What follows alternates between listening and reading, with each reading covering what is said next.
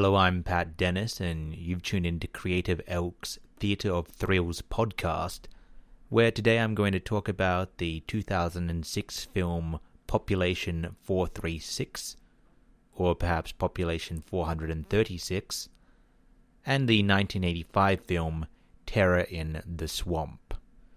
Beginning with the first one, Population 436, was rather good.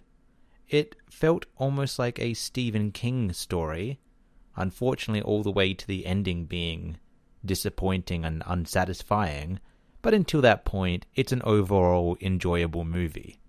The film follows a person who works for the Census Bureau who's been dispatched to a small town to investigate a discrepancy with, as you might well imagine, the census. I don't remember where the town is, it seemed like it was America somewhere, but considering it felt so Stephen King, my brain just filled in the details and said it's probably in Maine somewhere. Either way, the weird discrepancy he is investigating is that for the last 60 or so years, every 10 years when the census has been filed, it's recorded the population of the town being the same each time, namely that of 436, which would be an odd coincidence because in general populations fluctuate, they go up and down, and it's pretty unheard of for a town to keep the exact same population every year, decade in, decade out. As he's trying to do his investigation, things get suitably creepy. It's pretty immediately clear that there's something wrong and weird about this town. Everyone's a little bit too friendly. They're all vaguely talking about this thing called the fever, and there starts to be some strong indications that there's some weird occultism going on. It kind of gave me the vibe of In the Mouth of Madness, when the, I believe, insurance agent is sent to the strange imaginary town of Sutterkeng, and also a little bit of Midsummer in there as the story goes on. Moving heavily into the spoiler territory, so fair warning, as it turns out, they refreshingly are not just devil worshippers or what have you, sacrificing members of the town to Satan, as I expected to be the case in this straight-to-video movie. And I thought they would take the easy, fairly generic route, but instead they're numerologists, and they've devised meaning to the number 4, 3, and 6, and believe that their perfect little town is really reliant on the continuation of the population remaining 436. So that was a pretty fascinating decision, and a further interesting choice is the fever, which you are led to believe pretty heavily at the start of the movie is something that causes people to die when the population gets over 436, because our hero, our protagonist, comes to town and immediately someone gets sick. So you sort of think, oh well, they're getting sick because the population of the town's gone up by 1. But as it turns out, that is not the case. They have a different method of keeping down the number, which we'll get to in a moment. But instead, the fever, as it is revealed, is actually just the doctors and the police of the town. When they realize you want to leave their town, which can't happen because if everyone leaves, the population drops and they're no longer on their numerologically specific number. So if they realize you want to leave, they just declare you've got the fever, take you to their makeshift hospital, give you shock treatment, and if that doesn't work, just full on lobotomize you. So that was a super twisted outcome I did not expect. I thought there was just going to be a supernatural fever knocking out people when the population got too high, but instead it's weird occultists lobotomizing their family members. So that's nice and twisted. That's a nice touch. Then, where we dip into the Midsummer-esque territory, they do also have a solution to the population of the town getting too high, because if someone comes to town, as our census counter does, or if someone gives birth, you're going to move up to 437, which isn't acceptable. So they've devised a rather handy solution to this, where they throw a little town party, and if you are nominated to host the party, you've got the big honor of hosting it, and you're the guest of honor, and then at the end you just hang yourself. So we get that wonderful reveal where the person standing on the scaffolding in front of all of the town announces, "Oh, thank you, it's so good to be here, I'm so honored," and she just jumps off and hangs herself, and everyone cheers and they go about their party. So that was lovely and twisted.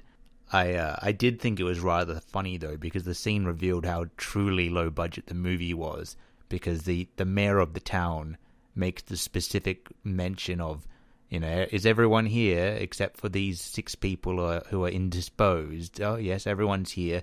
We want to make sure everyone's here before our friend hangs themselves, sort of thing. And the camera shows the crowd, and there's maybe like 50, 60 people there, which, the film has told you multiple times that the population of the town is 436. So I did think it was funny that the script called to attention so clearly that the crowd present was evidently not large enough to be the entire population of the town. But I guess when you're making a low-budget film, you just work with what you've got. As I said, I wasn't a fan of the end of this film. It ends with our protagonist rescuing a girl who was set to be lobotomized with the fever because she didn't want to be there. And they steal a pickup truck and they're driving down the road. But there's been prophecies the entire movie that if you escape the town, then God gets you and you die. And unfortunately, the prophecy proves true, and the truck gets hit by a semi, and they die. And then the movie ends with someone who had come looking for our census operator getting brought into the town as well. So it's sort of repeating itself, it's gone full loop. And I get why they ended it that way. It's a neat way to end the movie, but it felt really generic and kind of a letdown, because you were rooting for this character to survive, and them and the little girl being killed by such a vague thing as God's will and fate is pretty disappointing after you've been hoping they succeed the entire movie. I get why they did it. I've ended short stories in the same way, and I guess this movie has shone a light on that for me, and I'm like, oh, gonna avoid that trope going forward. It felt really lazy and overdone, but I can't criticize it too heavily, because as I said, I've literally done the same thing. But I'm going to be avoiding that, and I hope this writer has done their one and done on it also. In addition to this, though, it does kind of raise a bit of an issue with the plot by trying to make it cyclical. They set it up as if it's about to repeat itself with this new arrival. But the census counter was the 436th member of the town, because that lady hung herself, and he died, as well as the little girl he tried to escape with. And while they were escaping, a police officer shot another police officer. So the town's actually down to 433 residents. So the new person arriving isn't actually enough to bring it back up to the right number. So it's weird that the town is seeming to continue to exist after they've left and the additional 2 people have died, because they're not at their numerologically significant number that the movie tells you is what's sustaining the town and keeping it perfect in the way it is. So that's weird that they want to keep it echoing like that when it's within the movie's own internal logic no longer where it should be. As far as whether or not I would recommend the film, I definitely would. It's clearly low budget. None of the cinematography is interesting. It's all shot very flat, with no real artistry done to it. And the acting is just acceptable, but that's fine for what the movie is. It's suitably unsettling, and none of it is bad enough to be a turn-off. And where it is good, it does really good. So you'll probably be able to find it on a streaming service. I think I watched it on Netflix. And if you're looking for a load-back, unsettling cult film, as in a film about a cult, not a cult cinema film, I would recommend it. I had fun with it. That's my opinion on Population 436. And then moving on to Terror in the Swamp, good God, I do not recommend this one. It's from 1985, and it's basically if you were to take the creature from the Black Lagoon and just make it boring. It's a similar situation. There's a monster in the swamplands or in the bayou. You know it's there because when it's there, you get a POV shot and they play the Jaws theme. But unfortunately, this just makes you want to watch Jaws instead of this movie. And the monster is killing people, and it's just killing people sometimes, not enough to keep you engaged. I think it only got like 3 or 4 people the entire time. And the game warden of this swamp area is trying to figure out what's going on. I thought it was going to be a Bigfoot at first. It looked like it might be a Sasquatch from what you're seeing of it. But it turned out to be a genetically altered nutria, which I had to look up. It is a big aquatic rodent. But this one is a very big aquatic rodent. They've shot it with human hormones, which apparently turned it into a man wearing a furry suit. And it's just going around the swamplands and killing people. There's like multiple story tangents going on. You're following the scientist and his assistant who were being paid by a fur company to engineer a new nutria, because apparently the sales of nutria fur is big business. So they're trying to get their hands on that before anyone realizes that they're the ones responsible for releasing this very large aquatic rodent on the world. You're also following 2 hillbillies who are just I'm not really sure what they're doing, to be honest.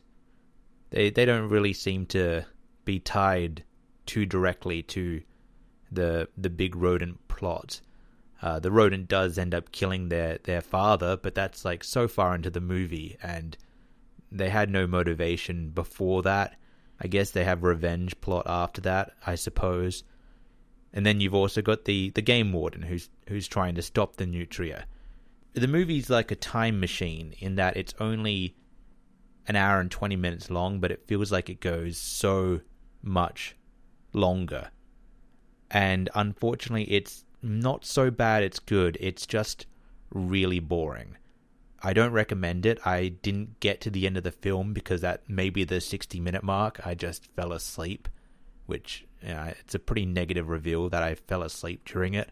I usually get to the end of all films, no matter how terrible, but it just, when they were setting up a trap and there was a helicopter and they were putting out a net, I just dozed off. Don't watch it. There's so many better low-budget men in suits running around a forest being chased by hillbilly movies. Watch Galaxy Invader instead. It's just so much more enjoyable. I mean, there are lasers in that one. This one, it's just not good. If you do want to watch it, the entire film appears to be on YouTube. But as I said, seriously, watch a different D-grade horror movie. There's far better options. And with that said, I am Pat Dennis. You've been tuned into Creative Elk's Theatre of Thrills podcast. And if you'd like to hear more horror babbling about movies, tune in next week where I will talk about another one, unless I forget to.